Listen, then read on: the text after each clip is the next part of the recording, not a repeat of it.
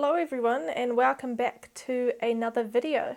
Last video we finished putting together this mini modular jazz club, which I think looks great, especially next to Tudor Corner. So today I think we should place it into the city. Now some of you may have already noticed that this stairway down to the beach has changed a little bit. I've filled it in, so now there are no gaps at the front, and I've also had to shift it over about 3 studs, all while making sure that I don't overlap the modular plates, so that they're all still individually movable.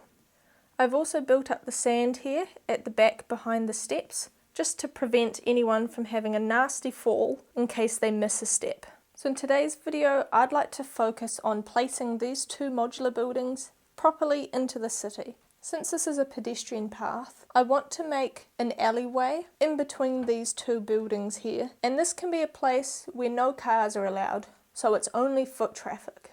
Initially I thought I could place the modular buildings right on top of the masonry brick wall, but now I think they should probably be set further back, maybe by 1 or 2 studs, to give enough space for people to walk along the waterfront, not on the beach, but on the wall itself. So I think that's where we're going to start building today. This is the first section that I've come up with. It's pretty simple. It's just 1 by 2 light grey plate with light grey tiles lining the top, as well as some little greenery on the edge. One trick that I do to make sure that all the tiles are lined up is I simply push them hard up against my desk, and that way they seem to straighten themselves out. This is easy for the ones on the edge. If you're filling in a larger piece of plate with tiles in the middle, it's a lot more difficult to get lined up. So that one's going to go on the right hand side here. Now it's only supported by one side of the wall, so I'm going to add some colourful brick along the base so that it's supported from both sides. There we have our first path section placed. Now we have the left hand side, which I definitely experimented with designs a bit more. This is the start of the path leading down to the beach, and alongside it I wanted to add some sort of guardrail to try and prevent people from falling off.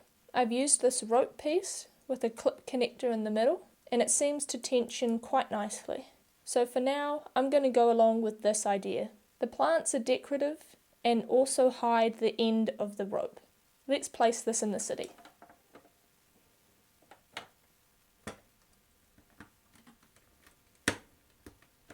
This is what the top of the wall looks like now. I still need to add a few more tiles, but I like the direction that this is heading. Now let's place the 2 mini modular buildings. I created the pedestrian only area using some sand blue tiles and light bluish grey tiles. I wanted to change it up and add a little bit more colour into this walking only area. Tudor Corner is already supported on 2 sides, so I've just added 3 bricks underneath to support the other side. Now this can be pushed into place. Tudor Corner's looking good there.